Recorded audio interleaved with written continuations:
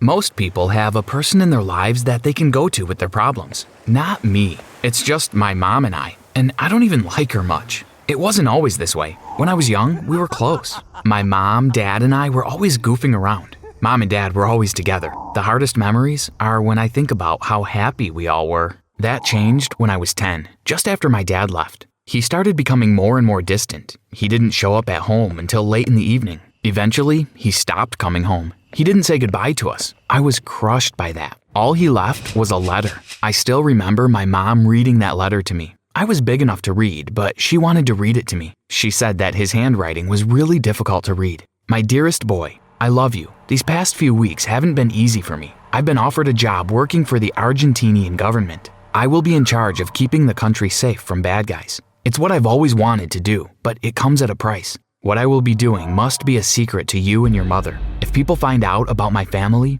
you will be in danger. I can't come back home anymore, and you cannot come to visit me. But don't worry, I will continue to write you. I will even call when I can. Love you always, Dad. I cried when she finished the letter. My mom instinctively gave me a hug. Halfway through that hug, she pulled away. Little did I know that it was the last time that she would ever hug me. From that day on, whenever I cried, she avoided me. And whenever I tried to hug her, she retreated away from me and changed the subject with a flash of a smile. The next few months were tough. I did everything I could to get my mom's attention, but she became more and more distant. I wasn't willing to give up though. Mother's Day was coming up. I spent weeks preparing a handwritten card, along with a treasure hunt around the house for my mom. I saved up every cent that I had to buy her the perfume that she liked, even going into the city alone to buy it. It was scary, but I did it all for her. I believed that if I made this Mother's Day amazing, I'd get through to her, and we'd go back to some kind of normal. Mother's Day arrived, and my mother was out of the house early, before I was awake.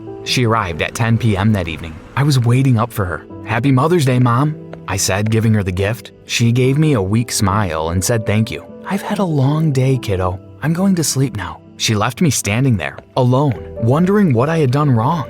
I was broken and hurt. From that day on, things changed between us. Every so often, I got a postcard from my dad from Argentina. The postcards contained nothing personal, only famous quotes. Things like, "Don't judge each day by the harvest you reap, but by the seeds that you plant." When I was young, I thought these were wonderful pieces of wisdom that my dad had discovered, but I soon realized that he'd found them on a quick Google search. On my 11th birthday, he called me. He sounded different, but I was excited to speak to him. He wished me a happy birthday. "Thanks, Dad. How are you? How is work going in Argentina? I miss you so much. When are you coming home?" I had so many questions, but my dad didn't have many answers. He stuttered out a few answers and then said he had to go. I put down the phone, beating myself up. All my questions had chased him away. By the time I was 12, the postcards stopped.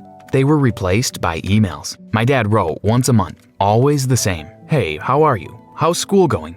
Everything is fine here. The government won't let me say what we're doing, but I'm well." He'd end off with a famous quote, and I'd wait for a month to pass before I got another email. My excitement would slowly wither from reading each of these emails. I finally worked up the courage to speak to my mom about how I was feeling. But the moment I brought up my emotions, she changed the subject and found something to keep herself busy with. It was clear that my mom was too busy to listen to me. Again, I wondered how I could be so foolish to think that my mother and father actually cared about me. I was about 13 when I stopped looking for his emails. I stopped reading them. It didn't matter anymore.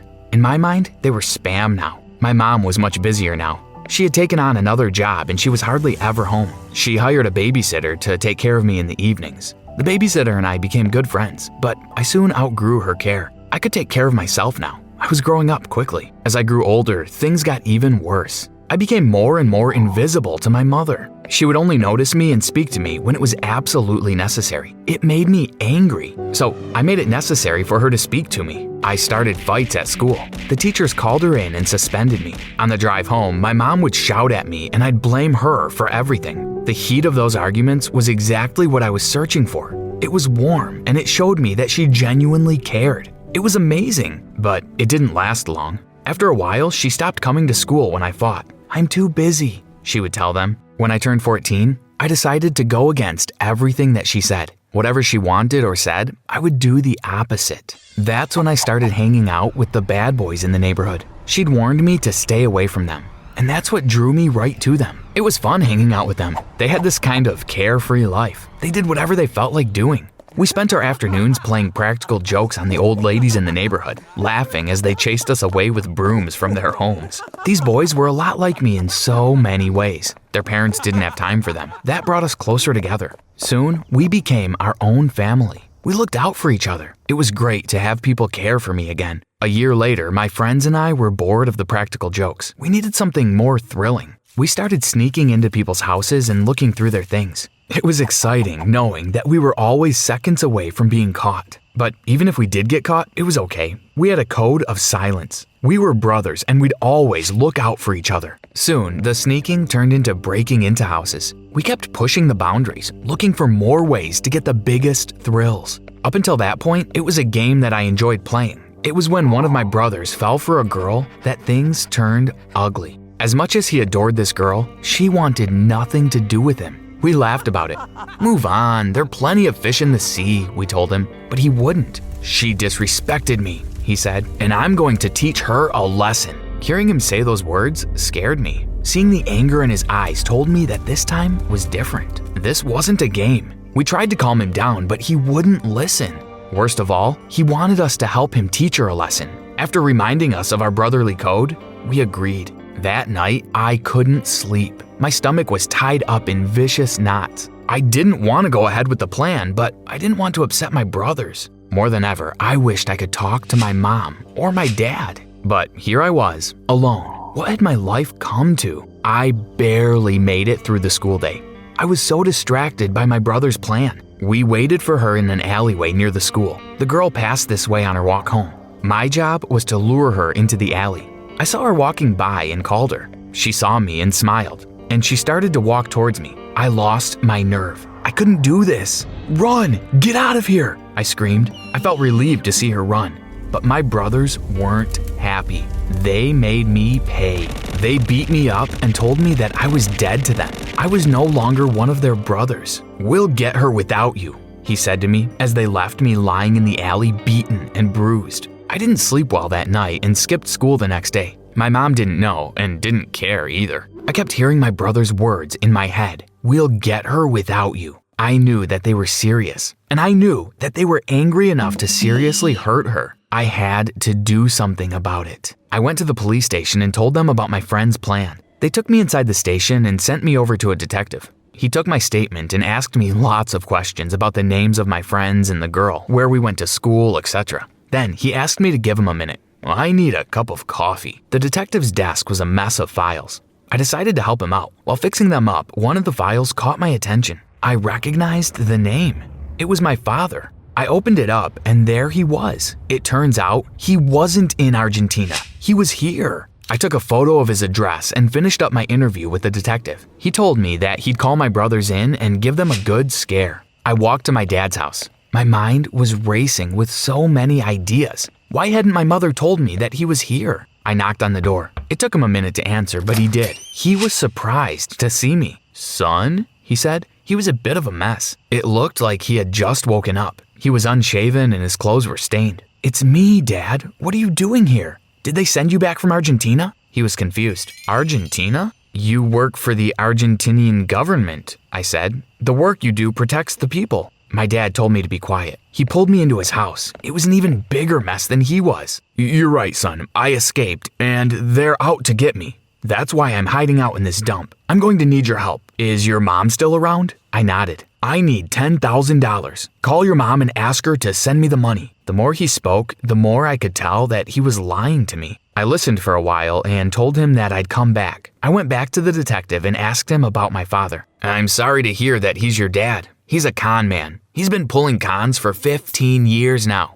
In and out of jail for the last 7. I couldn't believe it. My head was a blur, filled with all the lies I'd been fed, from my mother and now my father. I felt ashamed, angry, and confused. I was waiting for my mother when she arrived home. It was after 10 p.m. and she was exhausted. She didn't want to talk, but I didn't give her an option. I told her I'd found my dad. "That was someone trying to take advantage of you," she said. But I could tell that she wasn't expecting this.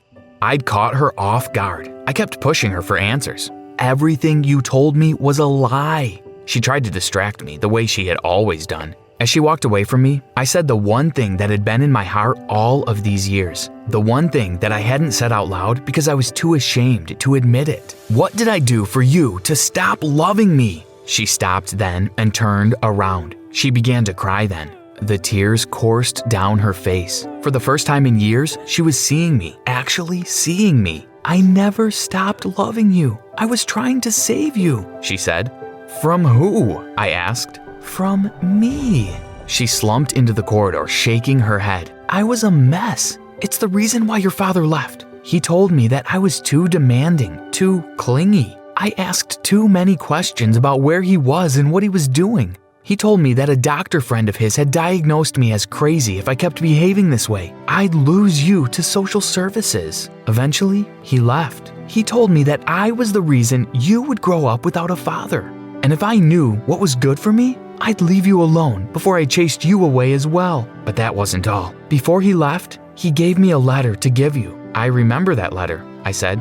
But you don't know that what I read to you was a lie. I didn't believe her. I didn't believe any of this. I asked her to show me. Reluctantly, she did. The letter said, "Son, got to go, Dad." I read it over and over, and now I started to cry. That was all he had to say? My mom nodded. I couldn't let him break your heart like that. So I made up a story. I sent you postcards and then emails. I even paid someone I work with to call you and pretend to be your father. My mom explained that the real reason my dad left was that his victims had finally caught up with him. More than 20 people showed up at the house demanding the money that he'd swindled from them. I took on the second job to pay these people back. By next month, I would have paid back every cent that he stole. We both went quiet for a long time. It was a good quiet. It felt warm and honest. Why didn't you tell me? I eventually asked. Your father was very persuasive. He made me believe that I was a bad mother, that my care was actually obsession, and that I would chase you away with my intensity. For years, I've blamed myself.